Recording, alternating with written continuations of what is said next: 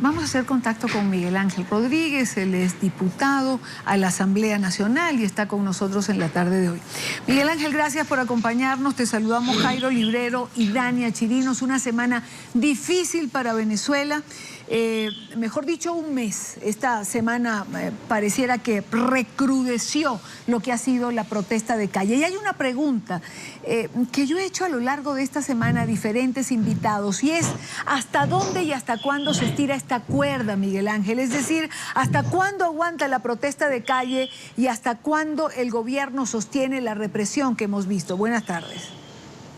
Muy buenas tardes, Idania. Saludos al señor Jairo allí también interviniendo en el programa. Saludos a toda Latinoamérica. Antes que nada, la solidaridad con NTN 24. Acaba de cumplir más de un mes fuera del alcance de los televidentes venezolanos, lo cual constituye una demostración más de la violación profunda a los derechos humanos que ha caracterizado a este gobierno que impera en Venezuela desde hace 15 años. ¿Hasta dónde va a llegar la cosa? Bueno, nos coloca por pregunta en una situación difícil, Idania, porque esto comenzó el 4 de febrero aquí en el estado Táchira, desde donde te estoy hablando, a propósito de una protesta estudiantil por el intento de violación de una joven estudiante de la Universidad de los Andes.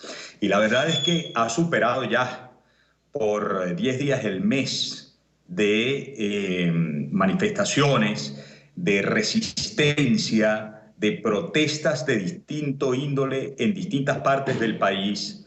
Y la verdad es que lo que uno lee del espíritu, sobre todo del cuerpo estudiantil, del cuerpo juvenil y de la sociedad civil organizada, es que están dispuestos a seguir adelante, a no abandonar las calles, sobre todo cuando la represión ha dejado ya 28 muertes, centenares de heridos, más de 1.500 detenciones arbitrarias, y lo que dice el señor Nicolás Maduro en cadena de televisión o en transmisión por esa hegemonía comunicacional de sus medios, cada vez es una provocación mayor. Pareciera que en el fondo lo que quisiera el gobierno es que se mantenga la inestabilidad para tener excusas a la hora de tratar de explicar qué fue lo que ocurrió cuando se les derrumbó el edificio después de haber acabado con la economía venezolana, con el poder adquisitivo de los venezolanos, con el derecho a la vida de los venezolanos, con el trabajo creativo y productivo de los venezolanos, que es la base de la protesta que lleva más de un mes y 10 días en estos momentos en nuestro país. Ahora, hoy decía Nicolás Maduro en esta rueda de prensa que una vez más invitaba al diálogo. Si yo tomo en cuenta lo que señala Miguel Ángel Rodríguez, de que a quien le conviene es al gobierno que se extienda esta protesta por toda la situación económica que hay debajo, ¿cómo creer en esa protesta de diálogo? Y sobre todo, ¿cómo creer cuando la culpa, digamos, siempre se coloca del otro lado? Es decir, ellos, los cuerpos de seguridad del Estado de Venezuela, han sido los agredidos, el gobierno es prácticamente una víctima y se ignora de alguna forma las denuncias, por ejemplo, en relación a los colectivos armados, digamos, que se han visto en los múltiples videos que hemos recibido.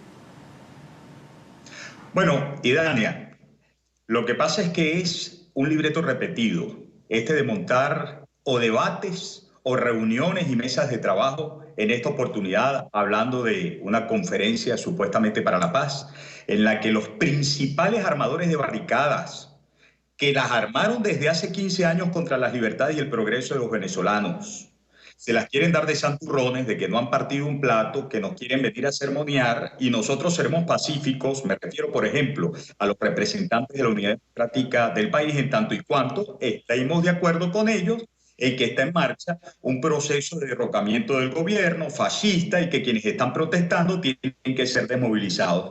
Bajo esas circunstancias, bajo esa farsa, no pueden contar con la participación de nadie que se llame demócrata y que sepa entender el profundo problema social y de hastío que ha llevado a estos extremos a la sociedad civil venezolana y al cuerpo de estudiantes a protestar, sobre todo, como bien lo decías, cuando se han desatado las fuerzas paramilitares y cuando además se están utilizando armas de guerra, no solamente por parte de los paramilitares, sino también de militares en distintas partes del país contra manifestantes, lo cual viola de manera gravísima convenios nacionales y convenios internacionales en materia de derechos humanos.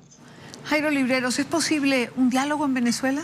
Yo creo que es imposible. Si uno mira desde una perspectiva eminentemente democrática, el recurso del diálogo siempre tiene que estar presente, pero para que este sea efectivo, sea claro y haga parte de un discurso que permita llegar a conclusiones importantes, se requieren de partes democráticas que se sienten y manejen el mismo idioma. En el caso de Venezuela esa situación no se da. El gobierno de Maduro no es democrático, no tiene formas de expresión democráticas, no usa los mecanismos democráticos para buscar soluciones efectivas a una situación de crisis que atraviesa las diferentes políticas públicas y las necesidades básicas de los venezolanos. Si uno mira experiencias similares, experiencias que llegan a resultados efectivos, llega uno a una conclusión completamente diferente. En el caso de Ucrania, por ejemplo, la estrategia era clara, precisa, sencilla: protesta, una estrategia clara de comunicación y cero diálogo. Con esa estrategia lograron sacar un gobierno que no representaba los estándares democráticos. Es la misma situación de Venezuela. El diálogo en estos momentos de un sector democrático con un sector autoritario simplemente va a incrementar los muertos. Vuelvo con Miguel Ángel Rodríguez. Si no hay diálogo, ¿qué hay? Media hora, una hora en la primera parte del programa, colocábamos una entrevista que hacía Andrea Bernal a la señora Gina Rodríguez, esposa de, lamentablemente, un venezolano asesinado el miércoles pasado en el estado Carabobo.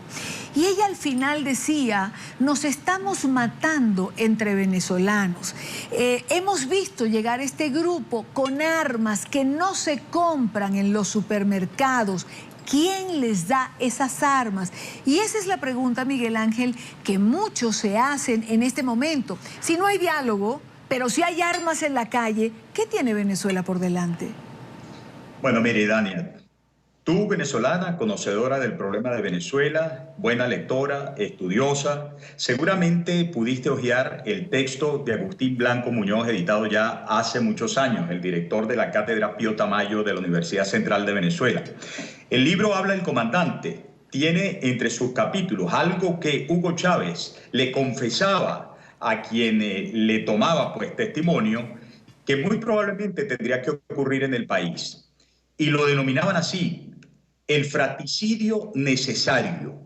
Bueno, en el momento en que esta gente se ha impuesto el punto de no retorno de lo que ellos llaman socialismo del siglo XXI, que no es otra cosa que calcar y empeorar las condiciones en las cuales ha vivido por décadas el pueblo cubano, entendemos que se han trazado el fratricidio necesario. Cuando aquí hace una semana supimos de un gobernador, específicamente el del estado Carabobo, escribiendo un Twitter a las VCs, que son, digamos, grupos organizados de gente afecta al gobierno, y señalándoles: esperen la orden del contraataque fulminante, Diosdado dará la orden, Diosdado el presidente de la Asamblea Nacional y al parecer quien cogobierna con Nicolás Maduro, estaban dejando claro que lo que sucedió después deriva de esta serie de planificación. Y cuando Nicolás Maduro señala recurrentemente, le digo a nuestras organizaciones motorizadas que vayan por los distintos barrios, por las distintas ciudades, sembrando paz, y lo que se ve es motorizados, encapuchados, armados y además escoltados, como es el caso del estado Táchira, presuntamente por vehículos que pertenecen al gobierno, pues nos damos cuenta de lo que se han plantado allí. Pues nosotros decimos: para que haya diálogo, tiene que ser un diálogo democrático, y para comenzar ellos tienen, uno, que cesar la represión, de liberar a todos los detenidos, incluidos a Leopoldo López, dejar el hostigamiento contra María Corina Machado, desarmar a los grupos paramilitares y sobre todo abandonar la idea de imponerle a la fuerza a los venezolanos un modelo político y económico que no está en la Constitución. Ahora, si esto es imposible para ellos, para nosotros es mucho más imposible sentarnos a una farsa en la que lo que quieren es que nos quedemos calladitos, o como decía Chávez, tranquilitos, como si los estuvieran operando, mientras terminan de destruir el régimen de libertades y de democracia que ya bastante golpeada está en Venezuela. Quiero compartir con ambos, con el diputado Miguel Ángel Rodríguez y con Jairo Libreros, una intervención del vicepresidente de la República de Venezuela, Jorge Arreaza, que ayer felicitaba a estos componentes de los que venimos hablando. La organización de ustedes en una gran confederación como uno de los principios fundamentales.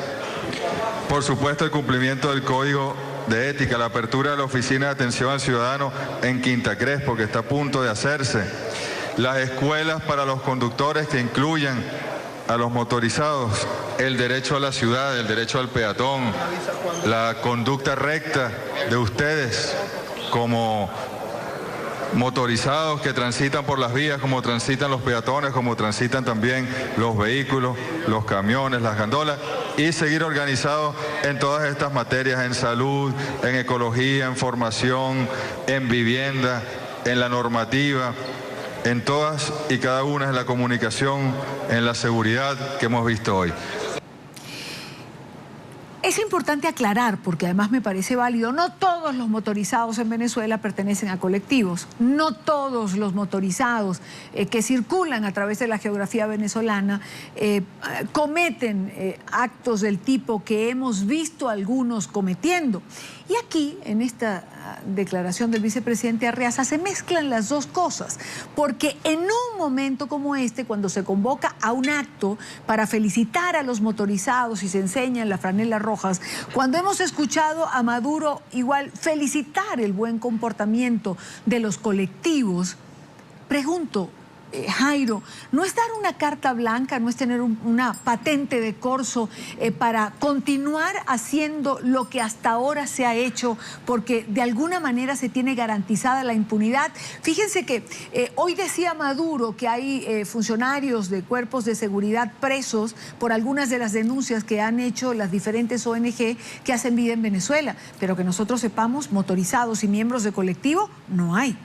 Y Dania, sin lugar a dudas, las frases que acabamos de escuchar terminan por legitimar no solamente la actividad de estos colectivos, sino de manera particular busca darle cierto manto de legalidad que en ningún momento se da, pero que se vende así a la ciudadanía en Venezuela, a las actividades que cumplen estos colectivos. Se envía un mensaje de reconocimiento social. Si hay un punto emblemático desde el punto de vista mediático cuando se trata de manejar diferentes establecimientos que no hacen parte del Estado, pero que pretenden cumplir una función social, es el reconocimiento de las propias autoridades nacionales. Al hacerle este tipo de reconocimientos, al darles unas pautas y unos reconocimientos especiales por su comportamiento, es más, y Dania, hablan hasta de unos códigos de ética, se trata de tapar de una manera un poco burda, pero con un impacto muy fuerte, la realidad de estos colectivos. Se trata de dar la impresión de que están amparados por el Estado, que lo que hacen se puede mantener y que van a gozar de un nivel muy alto de impunidad si las autoridades en algún momento